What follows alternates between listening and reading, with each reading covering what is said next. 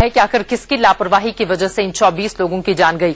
सीधे रुख घटनास्थल का ही करेंगे, जहां से विपिन परमार हमारे संवाददाता इस वक्त हमारे साथ जुड़ चुके हैं।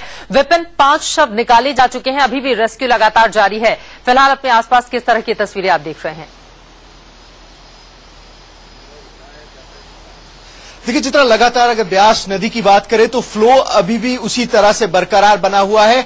खासी दिक्कतों का सामना इसलिए करना पड़ रहा है क्योंकि जो एरिया अगर डैम से जिससे पानी रिलीज किया गया था और पंडोह डैम जहां पर स्टॉपेज किया गया है, जाले लगाए गए हैं ताकि कोई अगर शव पंडोह डैम को क्रॉस करने का कोशिश निकलता है उस डैम से तो जाले में फंस जाए। लेकिन अभी तक उस 14 किलोमीटर के एरिया की बात करें तो लगातार नाविक जो है वो नावों में बैठकर शवों की तलाश कर रहे हैं।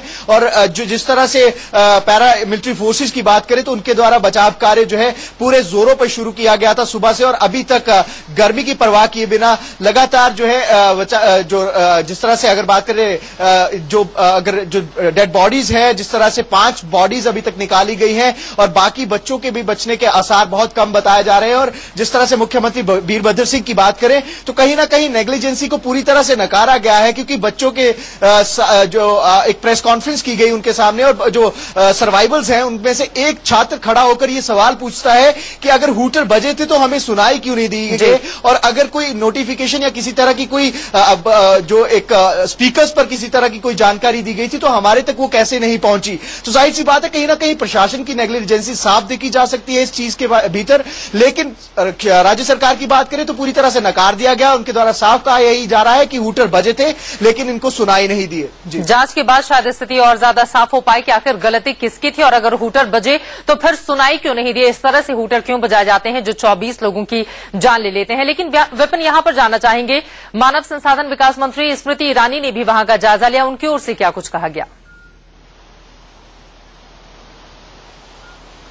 देखिए, स्मृति ईरानी सबसे पहले घटनास्थल पर पहुंची थी। अगर बात करें जहां पर ये बच्चे फोटोज क्लिक कर रहे थे और उसके बाद एकाएक जिस तरह से डैम से पानी छोड़ा जाता है और ये सभी बच्चों को वॉश आउट करके अपने साथ लेकर जाता है, और लगातार जो बच्चे हैं वो पुलिस पासी में अगर बात करें उसी जगह पर जहां पर ये बच्चे बहते हैं उसी के पास एक रोड जाम किया गया था, जहां पर ये पुलिस को जाकर ये कहते हैं कि हमारे दोस्त जो हैं इस पानी में बहे हैं, उनकी मदद के लिए पुलिस को बुलाया जाए, प्रशासन को बुलाया जाए। लेकिन पुलिस वाले जाम को खुलवाने के चक्कर में उन बच्चों को पूरी तरह से नजरअंदाज कर देते हैं। तो जाहिर सी बात है इन सभी चीजों का जायजा जिस होटल में इन बच्चों को ठहराया गया है, जो कि सर्वाइवल्स हैं, जो बाकी 24 बच्चे हैं, उनके एक एक रूम में जाकर स्मृति ईरानी के द्वारा खुद बातचीत की गई है। उनके द्वारा उनको ढांढस बंधाया गया है क्योंकि दोस्तों को खोना एक बड़ा गम होता है। और जाहिर सी बात है ये आश्वासन उनके द्वारा दिया गया है कि जिस तरह से इन्वेस्टिगेटिव एजेंसी बनाने की बात की गई है वीरभद्र सिंह के द्वारा, जांच की रिपोर्ट आने के बाद ही वह कोई फैसला कर पाएंगी। चलिए, आप हमारे साथ बने रहिए, आपसे बातचीत का सिलसिला आगे भी हम जारी रखेंगे। मौत की फोटोग्राफी ऐसी थी जिसने कुल 24 बच्चों की जान ले ली है, 5 के शव निकाले जा चुके हैं, 19 के बारे में अब तक कोई पता नहीं चल पाया है। हिमाचल के दर्दनाक हादसे के 12 घंटे बाद भी कई सवाल बरकरार हैं। आखिर लहरों के बीच इतनी बड़ी लापरवाही कैसे हुई? कौन है हैदराबाद के इन 24 परिवारों का गुनहगार?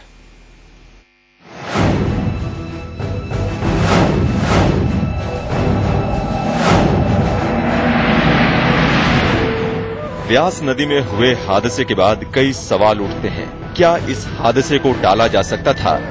क्या इस हादसे के शिकार छात्रों को बचाया जा सकता था?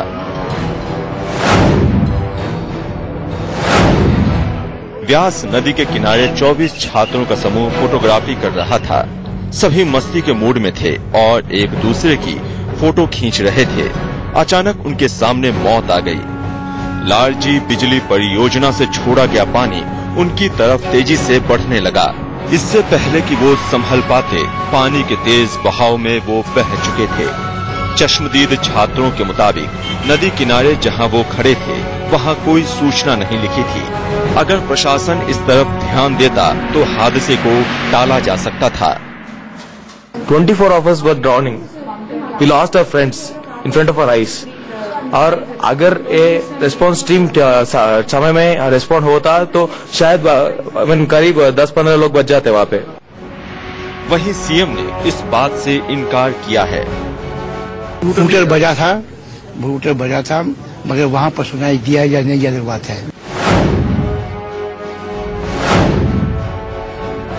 चश्मदीद छात्रों की माने तो स्थानीय लोगों ने उन्हें गुमराह किया, वरना छात्र ब्यास नदी के पास जाते ही नहीं। The locals there said that without any intimation, the dam gate will not be opened. They said like that. So we are unable to expect that incident that going to happen. लापरवाही यहीं तक नहीं हुई।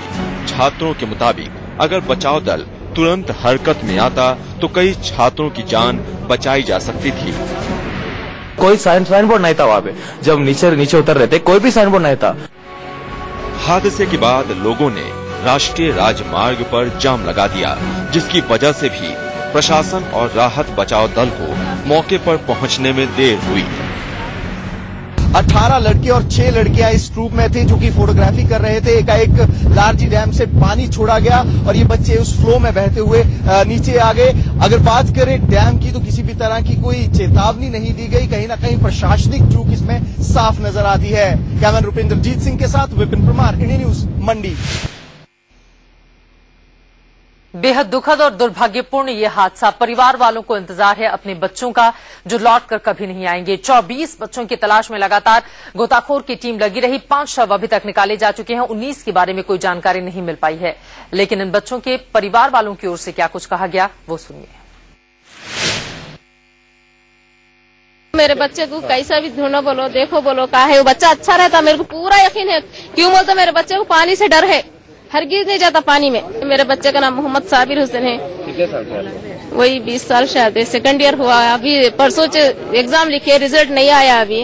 3 दिन लगा, एक रात एक दिन, और दूसरी रात में 3 बजे उतरते बच्चा फोन किया, मैं फोन करो बोले तो हमारे को जब चैन नहीं, अब चैन नहीं। नहीं, आपको आज कैसा पता चला ऐसा हुआ उनके?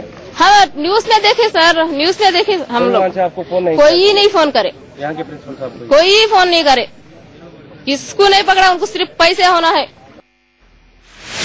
परिवार वालों को भी सही सूचना नहीं मिल पा रही है, इस वजह से लोगों में गुस्सा है, लेकिन इंतजार इस बात का कि शायद उनके अपने लाल, अपने बच्चे घर जल्द ही वापस लौट आए। हमारे साथ विपिन लगातार मंडी से बने हुए हैं, घटनास्थल जहां पर यह दुर्भाग्यपूर्ण हादसा हुआ। विपिन, यहां पर आपसे जानना चाहेंगे, जो 24 बच्चे अभी मौजूद हैं, उन्हें हैदराबाद कब लेकर जाया जाएगा? क्या व्यवस्था उनके लिए की गई है और कब तक वो मंडी में रहेंगे?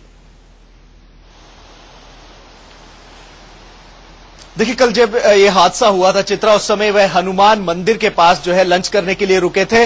और ब्यास नदी, अगर आप देख सकते हैं जो फ्लो है, ये नदी अमूमन इस तरह से नहीं बहती है। ये पानी जो कल छोड़ा गया था उसी का फ्लो अभी भी बरकरार है। अमूमन किनारों की बात करें तो आप पत्थर देख सकते हैं, बड़े बड़े ये पत्थर जो है, यही देखकर जो है ये बच्चे नीचे गए थे। कुछ लोकल लोग वहां पर हनुमान मंदिर के पास वहां पर मौजूद थे।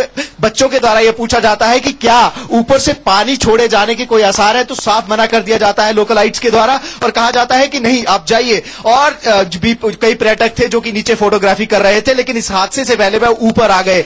और अगर बात करें दुर्भाग्यपूर्ण उन बच्चों के लिए, उन 24 बच्चों के लिए ये रहा कि जो ब्यास एकदम जो पानी जो छोड़ा गया डैम का, उससे जो फ्लो है आप अभी तक देख सकते हैं, फ्लो उसी तरह से तेज बेग में है, बरकरार बना हुआ है।